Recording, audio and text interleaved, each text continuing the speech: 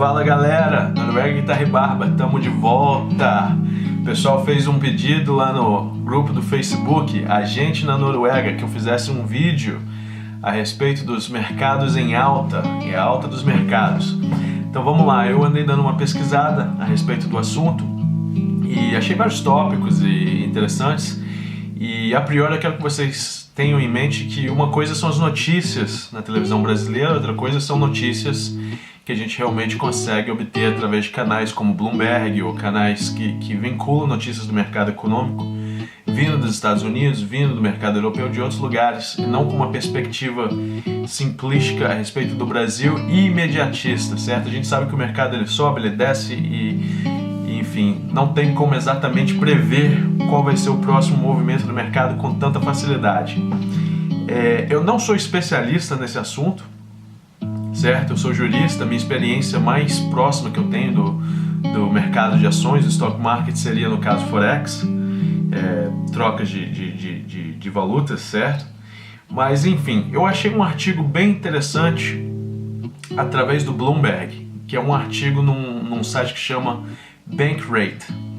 E o nome desse artigo é o seguinte: 7 Surprising Benefits of Higher Interest Rates from the Federal Reserve. Ou seja, 7 benefícios do aumento das taxas da Reserva Federal nos Estados Unidos. Então vamos lá, para quem não sabe, a Reserva Federal nos Estados Unidos funciona mais ou menos como o nosso Banco Central no Brasil, certo? Eles são quem são responsáveis por imprimir dólar e etc. Então o papel deles tem um impacto direto no mercado dos Estados Unidos. E o mercado dos Estados Unidos tem um impacto direto nas outras nações. Não adianta a gente negar isso. Os Estados Unidos é a maior economia do mundo.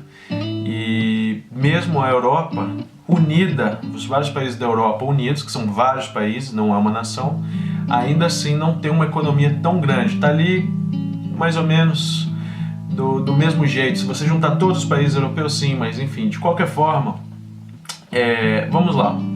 Então, esse artigo é a respeito do seguinte: a Reserva Federal, o Banco Central, vamos dizer assim, o Banco Central, como se fosse o Banco Central, a Reserva Federal dos Estados Unidos, vai aumentar o valor das taxas, certo? Ou seja, quem deve nos Estados Unidos vai ter que pagar um pouquinho mais, certo? Aquela taxa de juros vai aumentar um pouco. Isso aparentemente, em primeira mão, parece ser uma coisa assim que não é muito boa. Entretanto, essa matéria tem 7 tópicos de quais são os efeitos que a gente pode esperar dessa medida. E essa é uma medida que possivelmente vai ser tomada em março. Ou seja, muito em breve a gente vai ter uma alteração no mercado nos Estados Unidos, e essa alteração com certeza vai influenciar no Brasil. Mas a gente chega lá daqui a pouco.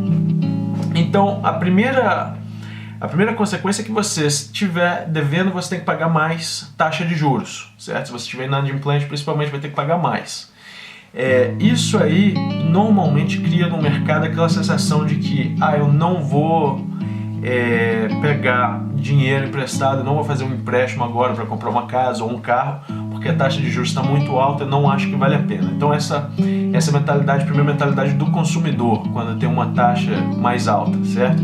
Entretanto, se você for credor, ou seja, se você tiver dinheiro aplicado no banco, ou em ações, ou em etc., significa que você vai possivelmente recolher mais juros daquele seu investimento.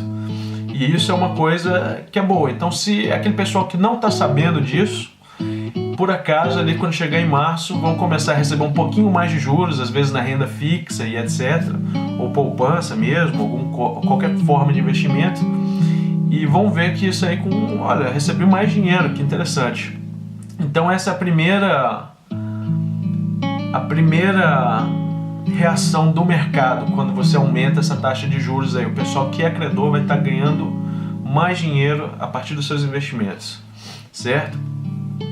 O segundo tópico que eles colocam aqui é bem interessante também, que seria, no caso, a possibilidade de prever e controlar a inflação nos Estados Unidos. eles têm o Banco Central dos Estados Unidos, eles têm um objetivo de 2% na inflação.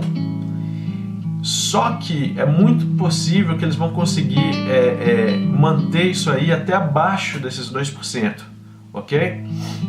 Ou seja, eles vão manter a economia, os objetivos da forma que eles querem e vão manter aquela inflação daquela forma. E isso aí vai criar o seguinte, vai criar uma moeda mais forte, um dólar mais forte. Isso aí significa que você vai conseguir importar mais coisas, vai conseguir comprar mais. Seu poder aquisitivo, se você tiver dólar, vai aumentar. Ou seja, uma moeda mais forte, mais segura, vai também influenciar na questão do seu poder de consumo como consumidor, ok? E aí a consequência externa de manter o dólar forte vai ser o seguinte: os outros países, os demais mercados, eles vão ter duas opções. Ou eles vão tomar as mesmas medidas e tentar fortificar a própria moeda nacional deles. Então, por exemplo, o Brasil pode tentar fortificar essa moeda, fazendo a mesma coisa, aumentando ali, apertando um pouco mais a medida praticamente uma medida de austeridade, né? E se não, o que vai acontecer é que o real vai baixar um pouco o valor comparado com o dólar, né? O dólar vai aumentar e o real vai baixar se o Brasil não conseguir manter no mesmo nível que os Estados Unidos. E acontecendo isso, a gente tem o seguinte: a primeira impressão que a gente tem é que, poxa, a gente não vai poder viajar para os Estados Unidos, tá muito caro, mas a coisa boa é que eles podem comprar mais. Então os outros mercados que estão com moedas mais altas do que o real vão poder comprar mais do Brasil nesse momento, vão poder investir mais no Brasil, né? Que seja investimento externo direto ou que seja simplesmente comprar da indústria brasileira.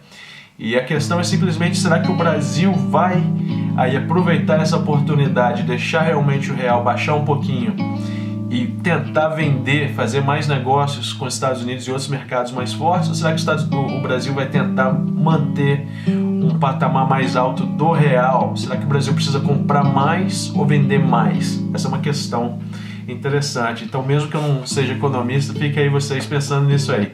Valeu? Então, em março, a gente pode esperar o seguinte: que o mercado americano possivelmente vai aumentar um pouco, certo? De acordo com essa medida um pouco mais estrita de aumentar a taxa de juros.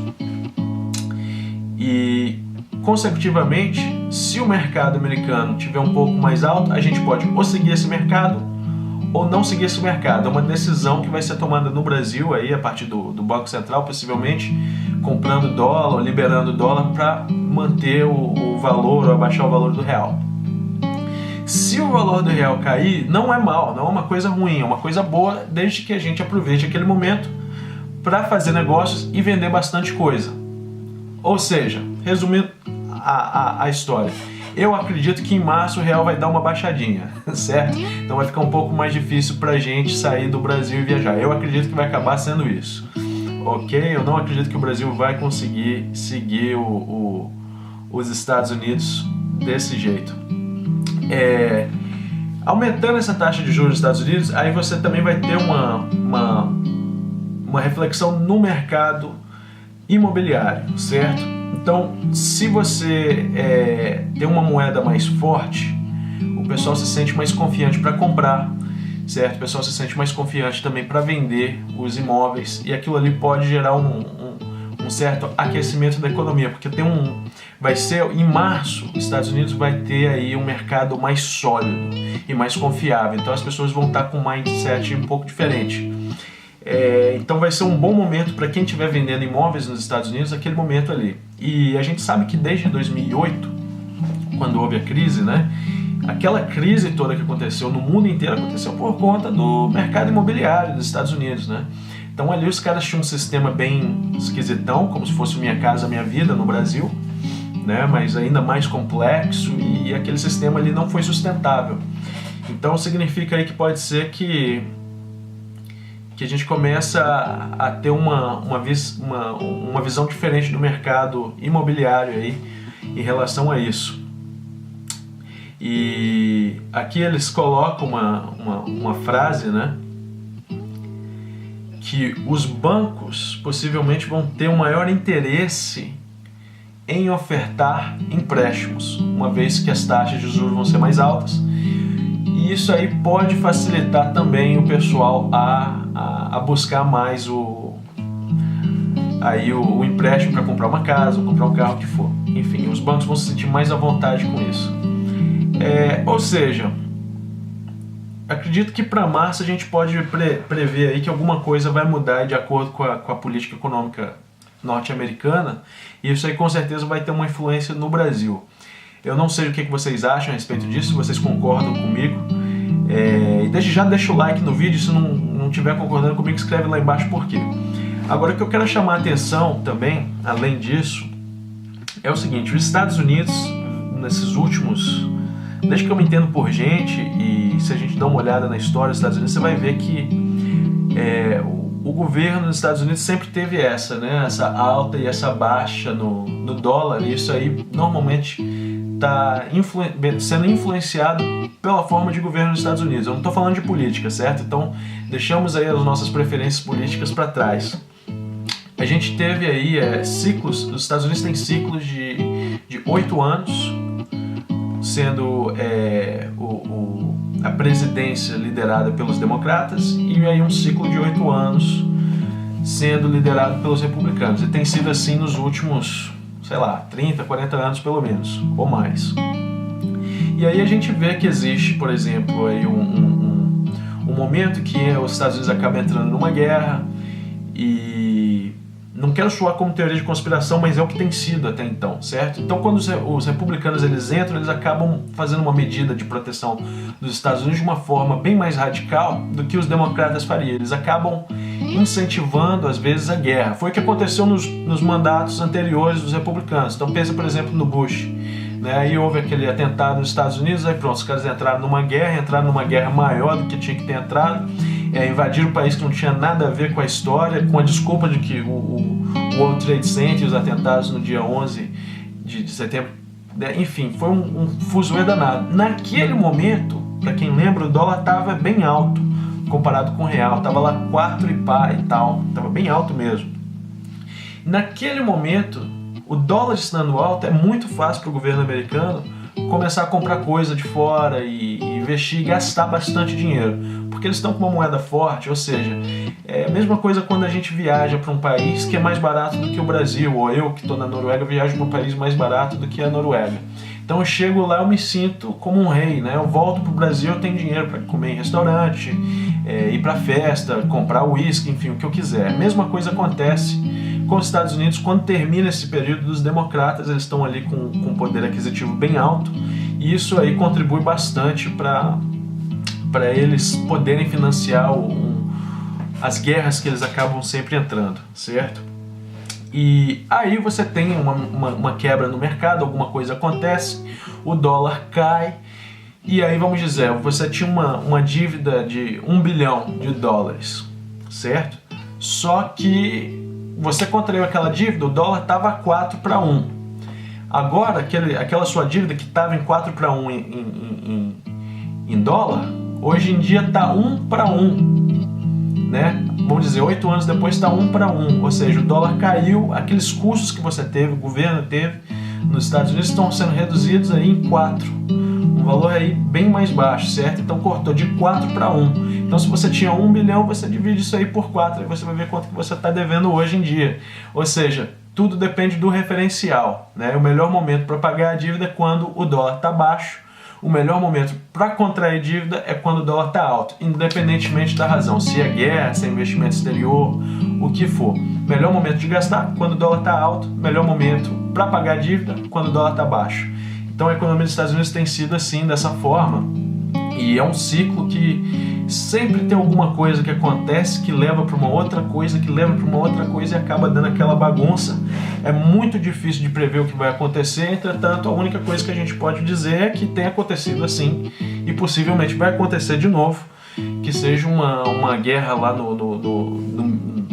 na região da Síria, que sei lá o que os caras vão aprontar dessa vez, mas alguma coisa grande deve acontecer aí, e possivelmente depois deles contraírem essa dívida deles, eles vão dar achar uma forma de reduzir o valor do dólar. Então isso aí influencia diretamente outros países, como o Brasil, que tem um link de economia bem grande com os Estados Unidos. Então fica aí a minha opinião. Eu acredito que nesses termos eu já terminei de falar o que eu tinha que falar aqui nesse vídeo. E vou deixar a dica, quem ainda não está na comunidade, a gente na Noruega, no Facebook, entra lá, porque lá eu estou deixando o pessoal dar uma ajuda legal, certo? De escolher qual vídeo e propor novas ideias, e o pessoal tem vindo assim, contribuindo muito com isso. Então se você não estiver no grupo, entra agora no grupo, vou até deixar o link aqui embaixo, certo? Se você tiver alguma dúvida, alguma coisa que você queira entrar em contato comigo, entre em contato comigo. Você pode entrar em contato comigo tanto lá pelo Facebook, pela comunidade, quanto pelo WhatsApp, se for alguma coisa mais específica. E tamo aí, pessoal, vou continuar fazendo outros vídeos. Em breve sai outro. Valeu? Se gostou do vídeo, deixa o like, se inscreve no canal para mais vídeos como esse. Se não gostou do vídeo, escreve aqui embaixo nos comentários por que não gostou. Valeu? Um abraço gelado da Noruega. Tchau!